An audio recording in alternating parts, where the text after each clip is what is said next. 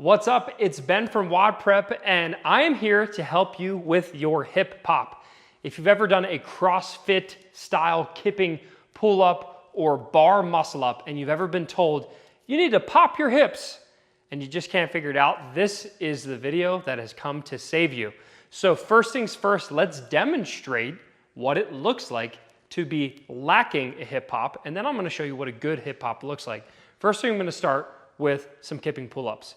So lacking the hip hop or no hip hop or a muted hip would look like this.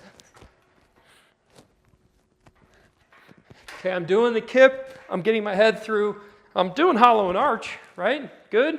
Wrong. You're missing a lot of the power that you could generate, pretty much all the power you could generate from your hips. So here's what a good hip hop looks like on a kipping pull-up.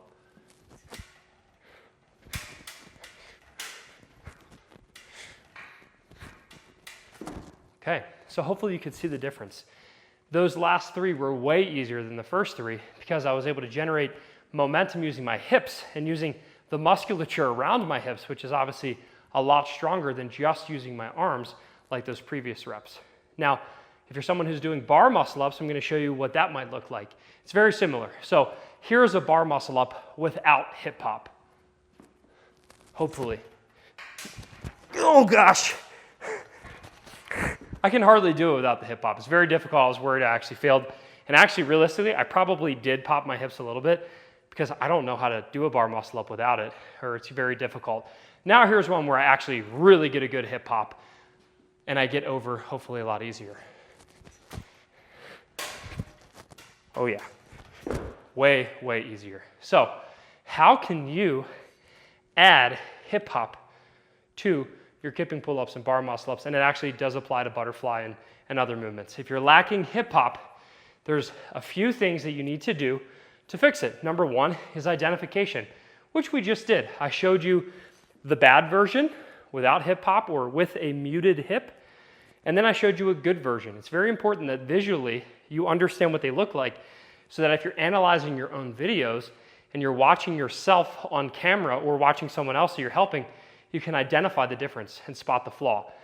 A really good way to know the difference is in a no hip hop movement, I'm gonna have my hip is going to be basically closed rather than open. My hip is gonna get closed and it's gonna stay closed the whole movement. I'm never gonna aggressively open it. A good hip hop, I will go from slightly closed hip to extending and opening the hip, which causes that momentum. So with that being said, I'm gonna move on. I'm gonna show you a drill that I like to teach athletes. And this is also a drill that we have in our courses. We have a kipping pull-up performance course, butterfly pull-up breakthrough, and bar muscle-up mastery. And this also does count with ring muscle-up, so muscle-up madness. All of these courses teach the intricacies of the hip hop. So if you wanna check out those courses, you go to wodprep.com/courses or just join WODprep Academy, wodprep.com/academy. Anyway, so let's talk about one drill among many that you can use to help fix and learn how to actually pop your hips. So for this drill, I'm actually gonna move to the ground. It's really simple. I want you to lay on the ground, and hopefully your floor doesn't have as much dog hair as mine, but if it does, that means you have cute puppies like I do. And what we're gonna do is we're gonna lay down on the ground with my hands above my head. So you probably can't see because I got stuff in the way, but my hands are literally above my head. The main action here, though, is what I want you to do is put your feet together, lift your feet off the ground like this. So you can see I have that closed hip that I mentioned earlier. Knees are slightly bent, feet are together. So are my knees. You can actually see like my knees are literally together. And then what I want you to practice is driving your hips up and stomping the ground. It looks like this. Ready, go. Okay. Ready, go. So pretty much what I'm doing is it's an aggressive glute bridge. I'm going from feet off the ground. I'm driving my hips up. I'm actually trying to get my hips off the ground before my feet touch. What I'm not doing is this. Okay, I'm not feet down, up. I'm actually trying to lift my hips and butt off the ground by popping them, by driving them forward, or driving them up, rather. And my hips come off the ground before my feet hit the ground. Okay, that is the key. Now, you might be like, I don't know, Ben, that doesn't look like anything. But as you'll see here in this slow motion video overlay, when I'm doing a good kipping pull-up, you can actually see how it sort of matches up. When I drive my hips and extend my hips fully, whether it's for the bar muscle up or for the kipping pull-up, it's very similar to the position that I was laying on the ground. So the next thing that I want us to do is take this hip pop drill that we've done on the ground, where we're getting our hips off the ground before our feet hit. We've internalized that, we've practiced that. Now we're actually gonna move to the bar. And there's kind of a new cue that I wanna give you, and that is the frog kick. Now, I know I'm gonna get a lot of haters. I mean, we always do, it's a kipping video, so there's gonna be haters. Hi haters, hello. I know kipping pull-ups aren't real, we're cheating. Anyway, so I know that when I say frog kick, you're like, come on, Ben, seriously? But here's what I want you to do. Think about it.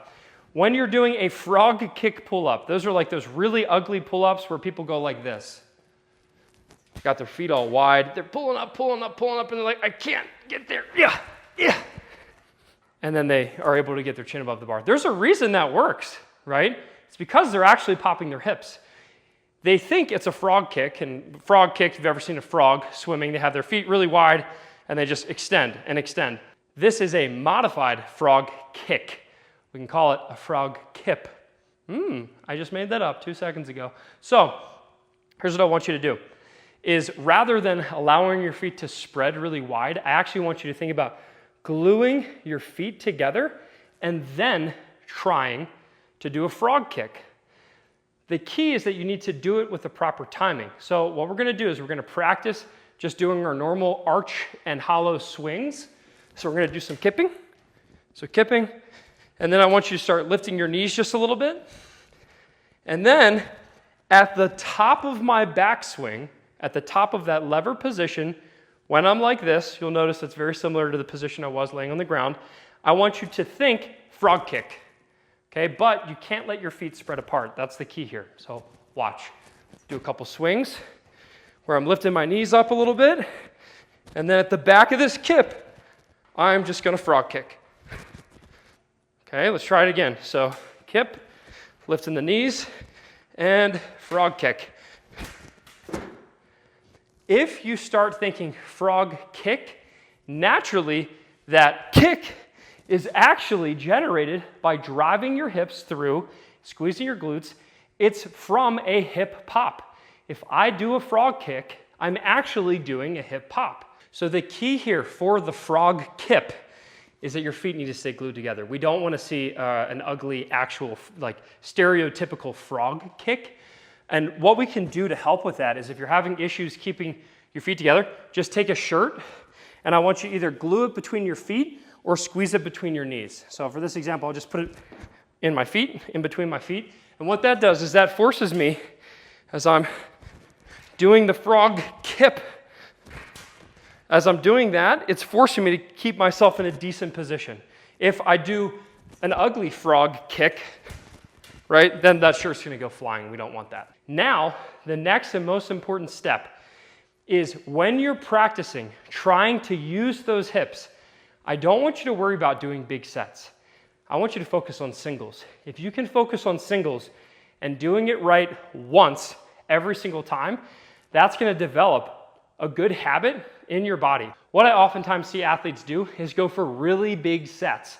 They're always trying to hit massive sets unbroken, and they lose their rhythm, they get confused, and then their foundations start to crumble. So if we can just focus on nailing one good hip pop with each rep, once you're able to do a ton of those in a row as singles, then it's time to move to multiple reps. But I think that's the main key, is a lot of people try to fix their hip pop, and then they immediately try to go hit max set unbroken, when really they just need to be focusing on the fundamentals. It's the reason we don't do a set of 10 snatches while we're trying to PR our snatch. Like, that wouldn't really make sense, right? We're focusing on doing it right on the singles, and then when our singles are good, then we can move to bigger unbroken sets.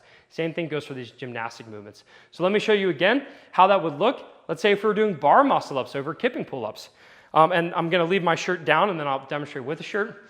So again, with the frog kip, looks something like this. When I have that bent knee, I'm just kicking down, Okay, if I was doing that for bar muscle ups, it's gonna look very similar, except obviously with the bar muscle up, I need to get an even bigger lever position. So here's what it looks like.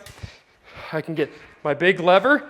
See at the back of my lever, my knees are bent a little bit, and then boom. I'm still frog kicking, or doing a frog kip as we'll call it. I'm trying to keep my feet glued together. And if you watch yourself on video, or you just feel all loosey-goosey, you can always squeeze a t-shirt or a knee sleeve between your feet to keep that nice, tight kipping position. Then once we've mastered doing singles, then it's time to move on to bigger sets. One other nugget to keep in mind is the timing of your frog kick, frog kip, whatever you're calling it. The timing of that really, really matters. And it needs to come at the apex of your backswing. It needs to come with the apex of this lever position. If I do the frog kick too early, it might look like this. And you can see I just don't have much momentum. It's almost like I'm doing a strict pull-up. If I do it too late, I'm gonna be swinging all over the place. So I'm up and I'm falling. And you can see I just didn't time it properly. But if I time that kick right as I'm reaching the top of that backswing, it's amazing how easily you're gonna float above that bar. Whether you're doing a pull-up, bar muscle up, or even a ring muscle up, these rules apply. So I hope this video helped. If you've ever struggled with having a hip pop, or someone said, you need to pop your hips when it comes to kipping pull-ups, ring muscle ups, bar muscle ups, stuff like that, this is the video that you need to send them, or that you need to do yourself. Please let me know in the comments, what's one thing you learned from this video, and how are you gonna apply it? I love to hear, what did you learn from this video? This was a cool video, kind of brainstormed. I was like, you know what? I'm gonna come up with a new way to teach the hip hop, and that's what we've done today. If you like the video, give it a thumbs up. If you don't like it, give it a thumbs down. Obviously, I'm expecting all of the kipping haters to give me a thumbs down. Thank you so much. And of course, if you like this video, please hit the subscribe button. I would love to send you more videos. If you are trying to level up your performance, then please go to WODprep.com, where I have a bunch of free training I would love to send you. You can literally pick which movement you want me to help you with, and I'll send you free training right to your email inbox. But if you're ready to take your game to the next level, and you want the best coaching that we have to offer at an incredibly low price, you have two options. You have WODprep Academy, which is where we teach all of our movements. So if you have an RX skill you're trying to learn, go join WODprep Academy. It's wodprep.com/academy. And you can get an annual membership to the Academy for a super low price, and that gets you an incredible amount of courses to help you go from scale to RX. And then if you're someone who's looking for programming and coaching, you're like, hey Ben, I really want to know what kind of workouts I should be doing every day. I really need some accessory programming to follow as I go to my normal gym. Then you might like WODprep Pro. Go to wodprep.com/pro. You can get all of our best programming, including accessory tracks. Also, you can get access to our coaching group, where I think that's the best thing that WODprep does. Imagine having a team of me and CJ and Kaylee and Savannah and Orlando and all these other amazing coaches that we have on our team, helping you every step of the way as you learn to navigate this amazing fun sport we call CrossFit. You can ask them any question you want. And again, all that is in WODprep Pro for a super ridiculously low price. So please come join us, and I can't wait to see you in the next video. WODprep out. What are you, a salmon trying to swim upstream? This isn't a pull-up, but you're on a pull-up book. I'm doing kipping pull-ups. You can swing and you can use a little bit of momentum so that you can do more work in a shorter period of time. That's absolutely ridiculous.